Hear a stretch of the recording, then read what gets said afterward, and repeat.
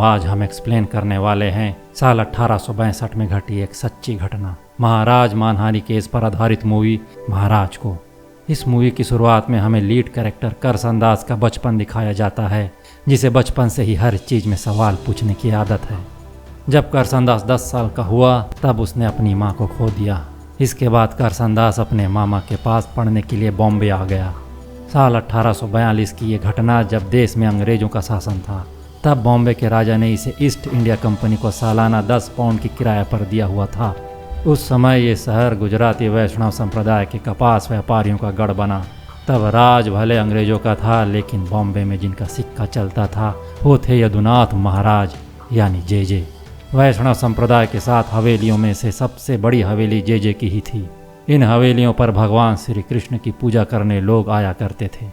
वहीं बात करें करसनदास की तो वो इसी माहौल में बड़ा हुआ और उसने कई कुरीतियों के खिलाफ दादा भाई नौरोजी के अखबार के माध्यम से आवाज़ उठाई। करसन के लिखे हुए लेख सभी को पसंद आते थे। क्रांतिकारी हो या उद्योगपति, सभी उसके लेख को पढ़ते थे। एक बार करसनदास होली के दिन अपने मंगेतर किशोरी को ढूंढते हुए उसके पास पहुंचता है और उसे रंग लगाने की कोशिश करता है, लेकिन किशोरी उसे कहती है कि परंपरा के मुताबिक मुझे पहले जे महाराज को रंग लगाना है। यहाँ करसन किशोरी से उसकी अंधश्रद्धा पर सवाल करता है, जिस पर वो थोड़ा नाराज हो जाती है। इस पर करसन कहता है कि चलो आज से मैं तुम्हारी श्रद्धा पर कोई सवाल नहीं करूँगा, और वो वहाँ से चला जाता है। यहाँ बात करिए यदुनाथ महाराज यानी जे की, तो उन्हें सभी लोग भगवान श्री कृष्ण का अवतार मानते हैं और उनकी पूजा करते हैं। यहाँ तक कि श्री कृष्ण का श्रृंगार भी मंदिर में महाराज ही करते हैं। यहाँ होली में सबसे पहले जे को रंग लगाने की परंपरा से लेकर कई चीज़ें काफ़ी दिनों से चली आ रही है। फिलहाल यहाँ जे को दिखाया जाता है जो कि श्री कृष्ण जी के बाल रूप को रंग लगाकर होली की शुरुआत करता है। यहाँ सभी लोग नाचते गाते हैं। इसी दौरान जे की नज़र किशोरी पर पड़ता है, जिसे वो खुद रंग लगाने आता है। इसका सीधा मतलब ये था कि जे ने किशोरी को होली की चरण सेवा के लिए चुना है। अब ये परंपरा भी काफ़ी सालों से चली आ रही थी। किशोरी के परिवार वाले भी जे के परम भक्त थे। वो इस बात से काफ़ी खुश होते हैं कि जे ने किशोरी को चरण सेवा के लिए चुना है। ये बात करसन को नहीं पता थी, इसीलिए वो किशोरी को चारों तरफ ढूंढता फिर रहा था उसे रंग लगाने के लिए। इधर किशोरी भी जे के शयन कक्ष में जाकर उनकी चरण सेवा शुरू करती है, जिसे देखने के लिए कई व्यापारी लोग जे के खास आदमी हवास को घूस देकर देखने जाते हैं। असल में जे यहाँ चरण सेवा के नाम पर लड़कियों के साथ गलत काम करता था, जिसे ये लोग झरोखों से देखा करते थे। जल्द ही करसन को इस बारे में पता चलता है तो वो शयन कक्ष की तरफ जाता है, और जब हवास को पता चलता है कि करसन किशोरी का मंगेतर है तो उसे वो वहीं झरोखों से सब कुछ देखने के लिए भेज देता है, और हंसते हुए कहता भी है कि तुम्हें तो इस चरण सेवा को देखने का पूरा हक है। लेकिन जब करसन देखता है तो वहाँ जे किशोरी के साथ काम क्रीड़ा में लगा हुआ था।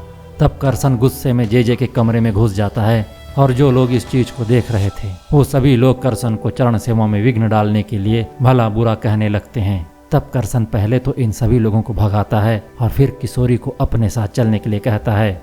इस पर जे कहता है कि तुम भक्ति रस को श्रृंगार रस समझ बैठे हो, बाकी किशोरी तुम जाना चाहती हो तो चली जाओ। लेकिन किशोरी करसन के साथ जाने से इनकार कर देती है, क्योंकि उसे लग रहा था कि इससे तो जे रूठ जाएंगे और उसे पाप चढ़ेगा। ये बात करसन को काफ़ी बुरी लगती है और वो वहाँ से चला जाता है।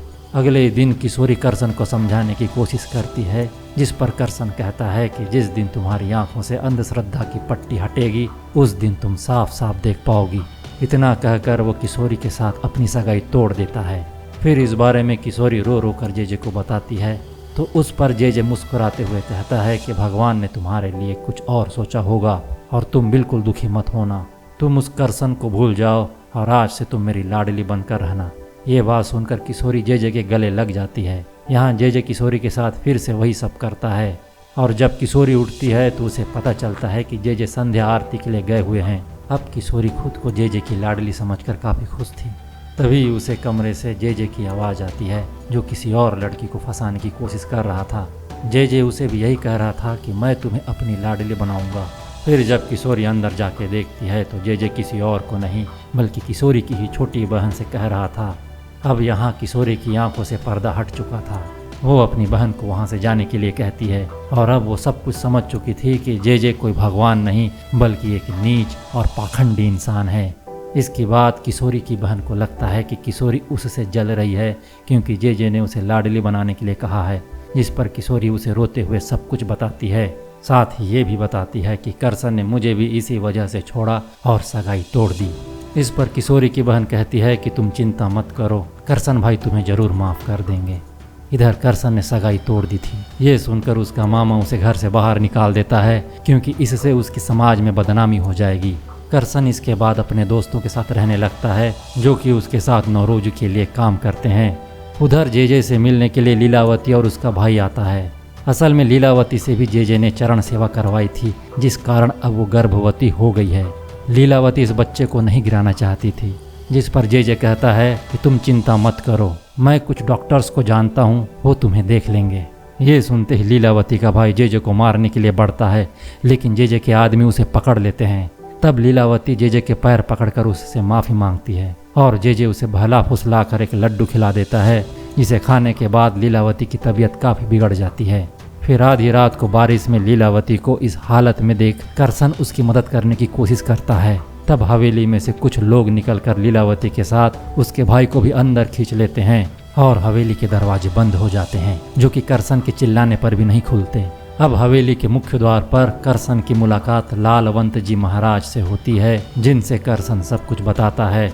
तब लालवंत जी बताते हैं कि इसी तरह से ये हवेली ना जाने कितने लोगों को निगल चुकी है। ये सब पता होने के बाद भी हम कुछ नहीं कर सकते, क्योंकि जेजे सारे महाराजों में सबसे अमीर है और उसके प्रति बढ़ती भक्ति ने उसे अत्यंत शक्तिशाली बना दिया है, जिस कारण चाह कर भी कोई उसे कुछ नहीं कह सकता, मगर तुम कर सकते हो अपनी लिखावट से। और फिलहाल इतना काफी नहीं था कि अगले दिन करसन को पता चलता है कि किशोरी ने कुएं में कूद कर अपनी जान दे दी है। हालांकि इससे पहले ही नौरोजी भाई के समझाने पर करसन उसे माफ कर देने के लिए राजी हो गया था। अब किशोरी को ऐसी हालत में देखकर करसन उसे याद करके रोने लगता है। इसके बाद किशोरी करसन के लिए एक चिट्ठी छोड़ कर जाती है, जिसे किशोरी की बहन ला कर देती है और उस चिट्ठी में लिखा था कि ये मैंने अपने पछतावे के कारण किया है, लेकिन तुम मेरा बदला उस जेजे से जरूर लेना, उसकी सच्चाई दुनिया के सामने जरूर लाना। इसके बाद करसन नौरोजी भाई के संरक्षण में अपनी एक नई पत्रिका निकालता है, जिसका नाम वो सत्य प्रकाश रखता है, और सत्य प्रकाश में पहला लेख जेजे के खिलाफ ही लिखता है। पर वो पत्रिका लोगों तक पहुंचने से पहले ही जेजे उन सारी पत्रिका की कॉपी को चुरा कर जला देता है, ताकि उसकी असलियत किसी तक ना पहुंचे। अब करसन उससे माफ़ी मांगने को मजबूर हो जाए, इसलिए जेजे हवेली के दरवाजे बंद करवा देता है। वो ऐसा इसलिए करता है क्योंकि संप्रदाय के लोग बिना श्री कृष्ण की पूजा किए कुछ खाते नहीं थे, और जेजे का मानना था कि यही भूख उनसे सब कुछ करवाएगी और वो करसन मेरे सामने माफ़ी मांगेगा। और अगले दिन हवेली का दरवाज़ा बंद होने की वजह से हड़कंप मच जाता है। तभी करसन कृष्ण जी की तस्वीर लेकर वहां पहुंचता है और सभी लोगों को शांत करवा कर उनसे कहता है कि मैं जेजे के खिलाफ लिख रहा हूं, इसीलिए वह ऐसा कर रहा है। अगर उसे मुझसे समस्या है तो सिर्फ मेरे लिए हवेली के दरवाजे बंद करे, इसमें आप लोगों को घसीटने की क्या ज़रूरत है। बाकी रही बात आपकी पूजा या दर्शन ना करने देने की, तो उन्होंने ही सिखाया है कि भगवान तो हर जगह होते हैं, और अगर ऐसा है तो क्या हम भगवान को इस पेड़ के नीचे पूज नहीं सकते। इसी बात पर एक लड़की सीटी बजाकर हाँ में जवाब देती है और साथ ही बाकी सभी लोगों को भी राजी करती है यहाँ पूजा करने के लिए। इस लड़की का नाम दमयंती है, जो कि करसन के काम और उसके लिखे लेख से काफ़ी प्रभावित होने के साथ साथ उसे पसंद भी करती है। यहाँ पर दमयंती आरती की थाली करसन को देती है और वो सभी के साथ मिलकर आरती करता है। वहीं जेजे हवेली से सब कुछ देख रहा था कि किस तरह से उसकी हार हो रही है। फिर अगले दिन दमयंती करसन के ऑफिस में काम मांगने आती है, जिसे उसकी पढ़ाई लिखाई के बारे में जानकर करसन उसे काम दे भी देता है। अब वक्त था सत्य प्रकाश पत्रिका को दोबारा से शुरू करने का। इस पत्रिका में दोबारा से जेजे के खिलाफ छापकर इस बार करसन सब्जियों के बीच में छुपाकर इसे किसी तरह से लोगों तक पहुंचा देता है। और फिर सच्चाई सामने आने के बाद करसन के काम और उसके नाम की तारीफ अब हर अखबार में हो रही थी। इस बार जेजे के लोगों को सत्य प्रकाश पत्रिका का लोगों के बीच पहुंचने की हवा तक नहीं लगी थी। सभी के सामने जेजे का असली चेहरा आ चुका था। फिर एक दिन जेजे एक लड़की को चरण सेवा के लिए चुनता है, लेकिन उसकी माँ उसे जाने से मना कर देती है। यानी कि लोग अब जागरूक हो रहे थे और उनकी आंखों में बंधी पट्टी अब हट रही थी। ये देख जेजे भी हैरान हो जाता है कि अब लोग उसकी सुन नहीं रहे हैं। अब जेजे के पास और कोई दूसरा चारा नहीं था, तो वो कोर्ट का दरवाज़ा खटखटाता है और करसन पर 50,000 रुपये का मानहानि का केस कर देता है। जो उस दौर में करोड़ों रुपए के बराबर थे। इसी बीच दमयंती शादी के लिए करसन से पूछती भी है, लेकिन करसन मना कर देता है क्योंकि अभी उसे अपने लक्ष्य पर ध्यान देना था और जे को हराना था। वहीं इस केस के बारे में सुनकर करसन डरने के बजाय इससे लड़ने की ठान लेता है, क्योंकि उसके पास खोने के लिए कुछ भी नहीं था। उसके पास इतना पैसा भी नहीं था और उसे ऐसा लगता था कि मेरा जेल जाना अब तय है।